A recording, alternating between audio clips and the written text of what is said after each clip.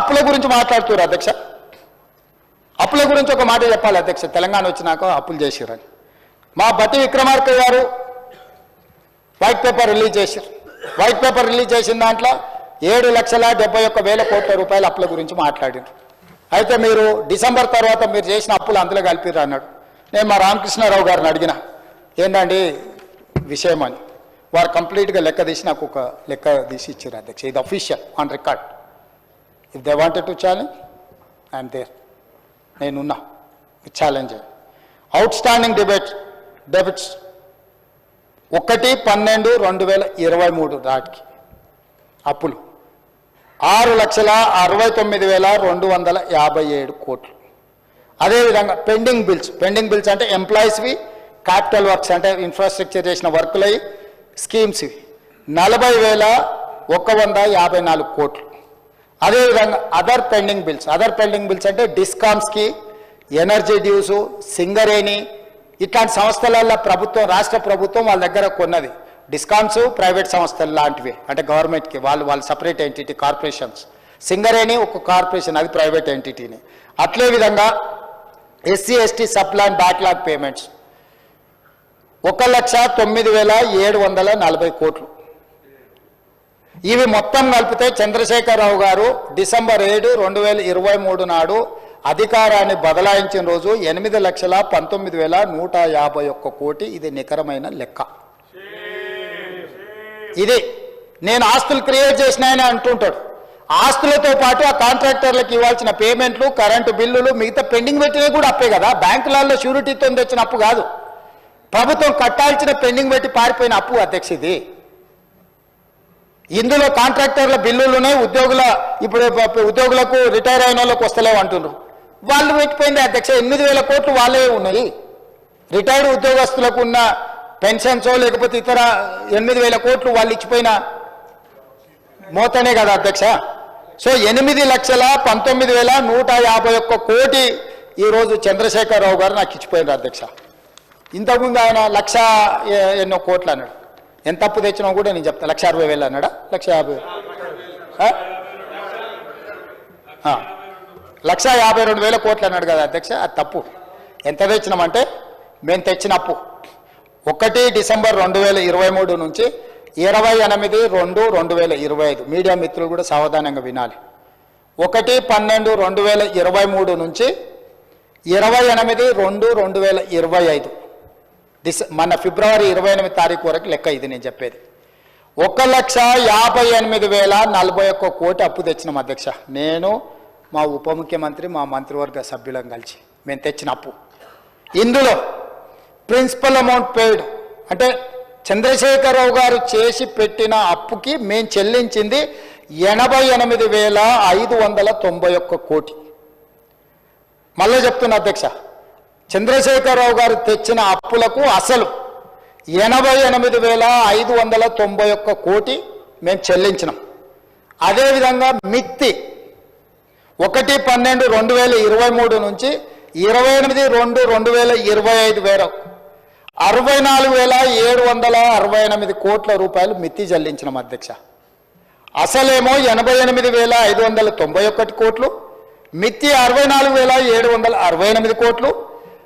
మొత్తం కలిపి సరాసరి 1,53,359 కోట్లు చంద్రశేఖరరావు గారు చేసిన అప్పుకు అసలు మిత్తి కలిపి 15 నెలల్లో మేము చెల్లించినాం అధ్యక్ష.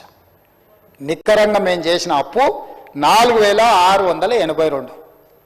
వారు పెట్టిపోయిన లయబిలిటీని, వారు మాకు అందించిన ఒక జాడ్యాన్ని అప్పులు చెల్లించడం కోసం, అసలు చెల్లించడం కోసం, మిత్తి చెల్లించడం కోసం మళ్ళీ అప్పులు చేసి ఆ అప్పులను చెల్లించాల్సిన పరిస్థితి. ఈరోజు మేము చెల్లించింది పక్కన పెట్టి 1,52,000 కోట్లు అప్పు చేసిండ్రు, లేకపోతే 1,20,000 కోట్లు అప్పు చేసిర్రు. మా మీద బురద చల్లే ప్రయత్నం చేస్తున్నారు. నీకు కన్ఫ్యూజన్ అక్కర్లేదు హరీష్ రావు గారు, లెక్క పక్కాగా చెప్తున్నా. 1,58,041 కోటి మేము అప్పు చేసినాము. నువ్వు నీ మామగారు చేసిన అప్పుకు అసలు 88,591 కోటి, మిత్తి 64,765 కోట్లు, మొత్తం కలిపి 1,53,359 కోట్ల రూపాయలు మేము చెల్లించినాము. ఇక ఈ రెండు కలిపితే ఒకవేళ నీ వాదననే కరెక్ట్ అయితే, హరీష్ రావు గారి వాదననే మేము చేసిన అప్పు కరెక్ట్ అయితే, ఈరోజు తెలంగాణ అప్పు ఎంత ఉండాలి అధ్యక్ష? మేము చెప్పిన అంటే వాళ్ళ కాంట్రాక్టర్లకు పెండింగ్ పెట్టిపోయింది, వాళ్ళు డిస్కామ్లకు సింగరేణికి పెండింగ్ పెట్టిపోయింది, పక్కన తీస్తే 6,69,257 కోట్లు ప్లస్ మేము చేసిన అప్పు 1,58,041 కోటి కలిపితే తెలంగాణ అప్పు ఎంత ఉండాలి ఈరోజు అంటే 8,27,298 కోట్లు ఉండాలి అధ్యక్ష. కానీ మరి ఈరోజు తెలంగాణ అప్పు ఎంత ఉంది అధ్యక్ష? 7,38,707 కోట్లు ఉంది అధ్యక్ష. ఆయన చేసిన కాంట్రాక్టర్ల బిల్లులు లేకపోతే డిస్కామ్లు సింగరేణికి 1,50,000 కోట్లు యాడ్ చేస్తలేము అధ్యక్ష. అప్పులో చేస్తలేము, ఇప్పుడున్న దాంట్లో చేస్తలేము. స్పష్టంగా ఈరోజు మేము చేసిన ప్రతి రూపాయి అప్పు, చంద్రశేఖరరావు గారు చేసిన అప్పుకు తప్పులకు, ఆయన పరిపాలనలో తప్పులు చేసిండు, దీంట్లో అప్పులు చేసిండు. ఈ అప్పులను తప్పులను సర్దిద్దడానికి 15 నెలలు కాలగర్భంలో కలిసిపోయింది. మేము తెచ్చిన అప్పు మొత్తం ఆయన చేసిన అప్పులకు మిత్తిలకు కట్టడానికి మేము చేసినాం అధ్యక్ష. మేము ఎక్కడ దీన్ని అటుగా ఇటుగా వాడలే. వారు కూర్చుంటే మొత్తం వివరాలు డీటెయిల్గా ఒకరోజు అప్పుల మీదనే చర్చ చేద్దాం అధ్యక్ష. మీరు సమయం ఇవ్వండి, విడగొట్టి మాట్లాడదాం. ఏ సబ్జెక్టుకి ఆ సబ్జెక్టు. వ్యవసాయం ఒకరోజు తీసుకుందాం, మహిళలది ఒకరోజు తీసుకుందాం, నిరుద్యోగ యువకులది ఒకరోజు చర్చ తీసుకుందాం, ఒకరోజు అప్పుల మీద చర్చ తీసుకుందాం. అవసరమైతే రాత్రి 1 వరకు కాదు, నా తెల్లవారుజాము 4 వరకు కూడా సభ నడుపుదాం అధ్యక్ష, తమరు అనుమతిస్తే. అన్ని డీటెయిల్స్ నేను చెప్తాను అధ్యక్ష. నేను పారదర్శకంగా ఉండదలుచుకున్నా అధ్యక్ష. అబద్ధాల పునాదుల మీద రాష్ట్ర ప్రభుత్వాన్ని నేను నడపదలుచుకోలేదు. మేము ఆకాశ సౌధలు నిర్మించదలుచుకోలేదు. వాస్తవాలను ప్రజలకు చెప్పదలుచుకున్నాం, వాస్తవాలను ప్రజలకు వివరించదలుచుకున్నాం. మేము చేసింది చెప్తాం, చేయండి ఏదని ఉంటే ఏ రకంగా వాటిని చేయడానికి ప్రయత్నం చేస్తాం ప్రజలకు వివరిస్తాం అధ్యక్ష. మా బాసులు ప్రజలే అధ్యక్ష.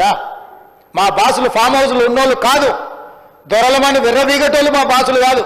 దళితులు, గిరిజనులు, ఆదివాసులు, తండాలలో, గూడాలలో, మారుమూల పల్లెల్లో ఉన్న బలైన వర్గాలు, మైనారిటీ వర్గాలు మా బాసులు. వాళ్ళకు మేము జవాబుదారీ అధ్యక్ష.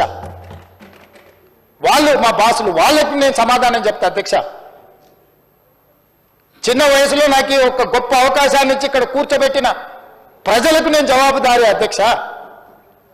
కానీ అడ్డగోలుగా మాట్లాడుతున్నప్పుడు వాస్తవాలను నేను చెప్పకపోతే ఇది తెలంగాణ సమాజానికి మేలు కాదని ఈరోజు నేను నిర్ణయం తీసుకొని అన్ని వివరాలు బయట పెడుతున్నా అధ్యక్ష.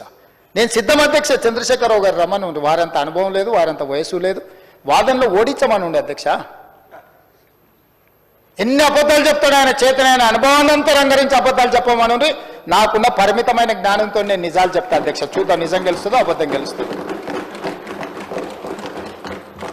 వారు అప్పుడప్పుడు వచ్చేసిండు అంటారు. వచ్చేసిండు. కురుక్షేత్రం తెలుసు కదా మహాభారతంలో అధ్యక్ష. కురుక్షేత్ర యుద్ధంలో దుర్యోధనుడు మడుగులో దాక్కున్నాడు అధ్యక్ష. యుద్ధంలో పరిస్థితులను చూసి మడుగులో దాచుకుంటే మడుగులో నుంచి కూడా శ్రీకృష్ణుడు బయటకు రప్పించిండు అధ్యక్ష. దుర్యోధనుడు కూడా అప్పుడు బయటకు వచ్చింది. ఏం జరిగింది? ఓటమి అవమానంతో ఫామ్ హౌస్లో పండుకున్నాయన బయటికి రప్పించే శక్తి మాకు లేదనుకుంటున్నారు అధ్యక్ష. కావాలనుకుంటే ఎప్పుడైనా రప్పిస్తాం అధ్యక్ష. అట్లనే మనం రప్పించి కూర్చోబెట్టి